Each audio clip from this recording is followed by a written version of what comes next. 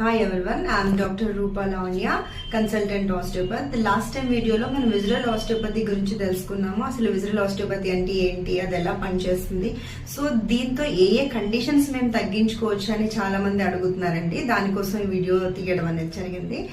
So ఏ ఏ conditions అంటే చూడండి, digestive issues కానీ, లైక్ గ్యాస్ రిఫ్లెక్సెస్ కానీ, యాసిడ్ రిఫ్లెక్సెస్, స్టమక్ బర్నింగ్, గొంతులో నొప్పి అంటారు కొంతమంది, స్టమక్ పెయిన్ అంటారు, కాన్స్టిపేషన్ అంటారు, డయేరియా అంటారు, ఇరిటబుల్ బౌల్ సిండ్రోమ్. అంటే what is irritable bowel syndrome అంటే కాన్స్టిపేషన్ ఆర్ డయేరియా, ఈ రెండిట్లో దేన్నైనా ఇరిటబుల్ బౌల్ సిండ్రోమ్ అని అంటామండి. అంటే కాన్స్టిపేషన్ అంటే లైక్ ఫ్రీగా బౌల్ అనేది డెఫికేట్ చేయకపోవడం, లేదా ఎవ్రీ డే దాన్ని బౌల్ మూవ్మెంట్ జరగకపోవడం, దాన్ని కాన్స్టిపేషన్ అంటారు.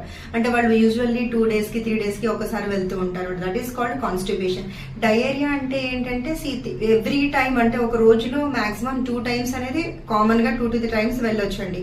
మోర్ దాన్ 3 కన్నా ఎక్కువ, అంటే ఒక 5 to 6 times ఎవ్రీ డే మనం ఫీకల్ అనేది డెఫికేట్ అంటే మోషన్ పాస్ చేయడం, తర్వాత అది తిన్న వెంటనే రావడం, అలా 3నే లైక్ ఇరిటబుల్ బౌల్ సిండ్రోమ్ అంటాం.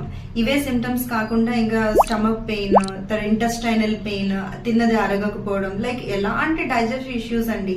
ఇంకా మీరు దాన్ని బర్నింగ్ అనొచ్చు, పెయిన్ అనొచ్చు, బ్లోటింగ్ అనొచ్చు, ఏదైనా కూడా మన విజరల్ ఆస్టియోపతితో తగ్గే ఛాన్సెస్ ఉంటాయండి. తగ్గే ఛాన్సెస్ కాదు, 100% తగ్గుతాయండి. Thank you so much.